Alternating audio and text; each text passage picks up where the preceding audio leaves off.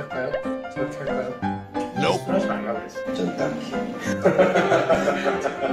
영상 시청에 앞서 구독과 좋아요 눌러주십시오.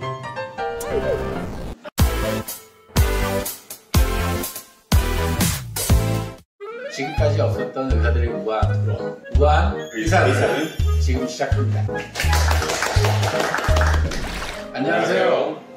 오늘 우아한 의사들 촬영팀에서 재밌는 주제를 들고 왔다고요? 오늘의 첫 번째 토론 주제, 이런 환자 정말 진땀나요입니다. 성형을 하시면서 많은 환자분들을 만나보셨을 텐데요. 수술 시 피하고 싶었거나 상담하기 정말 어려웠던 환자 유형, 반대로 말이 정말 잘 통하는 상담이 수월한 환자 유형에 대해 말씀해 주세요. 성형외과 의사들이 다 비슷하게 느낄 건데, 대화가 안 되는 사람?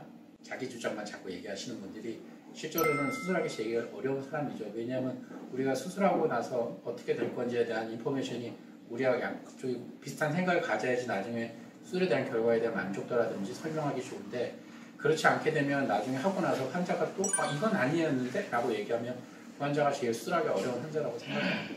우리가 수술을 할 때 수술 전에 이제 상담을 하고 계획을 해가지고 수술을 들어가는데 한 누워서 계획이 바뀌는 환자들이 있어요. 마음이 바뀌고 그 다음에 계획하지 않은 수술을 해달라고 하거나 누운 김에 눈 쌍꺼풀하고 눈 밑에도 해주세요 막 이러면 물론 거절은 하는데 갑자기 이렇게 계획이 바뀌니까 그래서 마음은 해주고 싶은데 계획이 되지 않은 수술은 위험하기도 하고 거기서 마을이 바뀌고 다른 거 해달라고 그러면 정말 좀 어렵기도 하고 좀 하기가 어렵더라고요.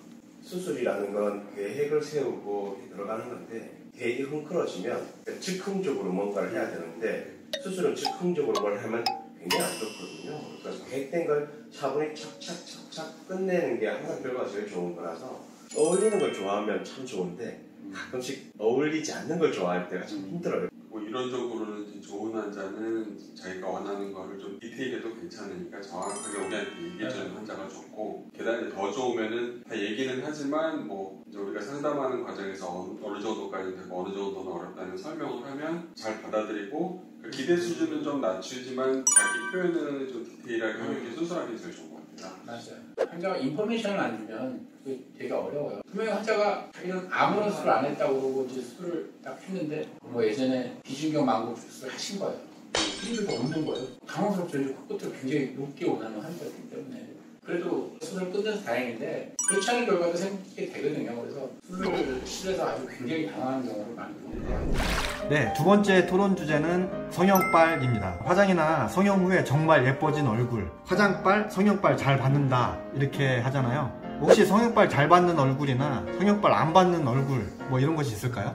저는 모르겠는데요. 보통 대부분 수술하면 예뻐지던데.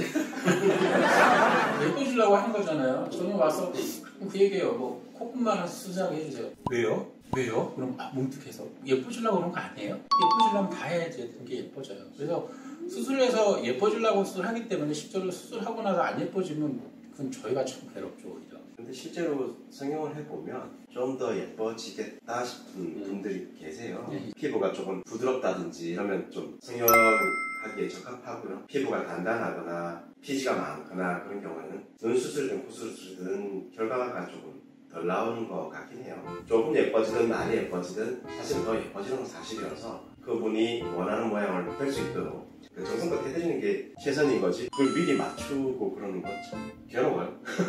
그게 이제 예측 못하는 경우도 꽤 많아요.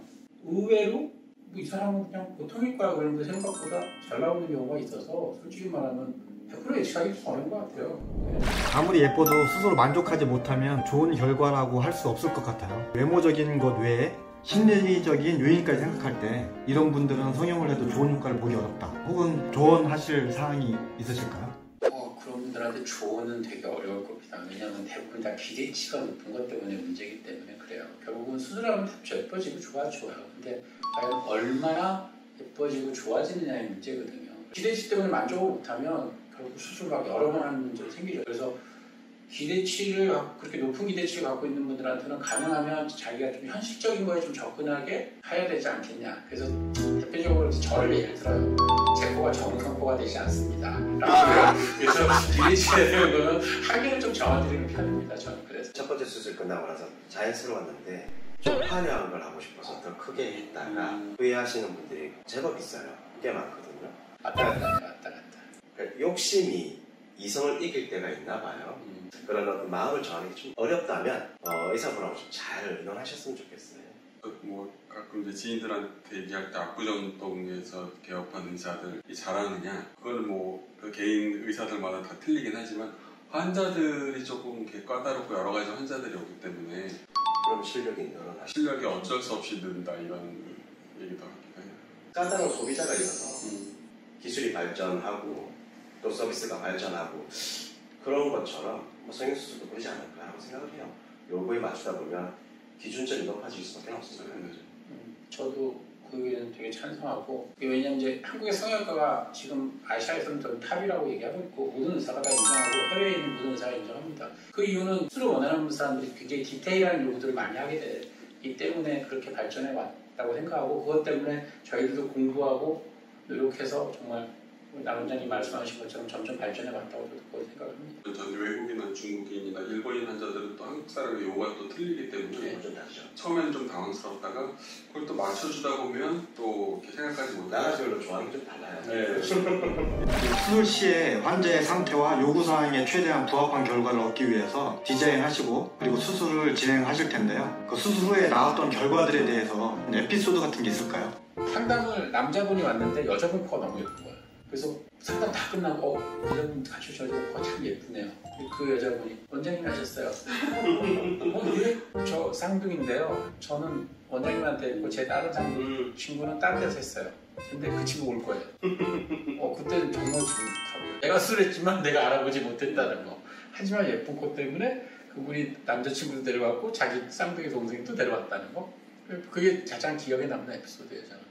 그래서 오늘 말씀드리고 싶은 건 상담 열심히 하시고 본인에 대해서 잘 알고 수술 받는 걸 좀 권해드리고 싶어요. 저는. 공감합니다. 수술 전 환자랑 충분히 상담을 하고 소통을 하면 그럼 만족할 수밖에 없죠. 자기의 한계점도 알고 결과에 대한 어느 정도 예측이 되니까 만족할 수밖에 없는 것 같아요. 성형관리라는 주제로 우한 의사들을 진행해 봤는데요. 많은 분들에게 재미있고 도움이 되는 주제라고 생각합니다. 시청자분들은 어떠셨나요? 우한 의사들에서 다뤘으면 하는 주제나 궁금한 점 있으시면 댓글로 달아주시면 저희가 준비해서 또 재밌게 반영하겠습니다. 여러분이 궁금해하시는 주제가 그 무엇이든 우한 의사들의 우한 토론 우한가요? 근데 우한 토론은 계속됩니다. 댓글도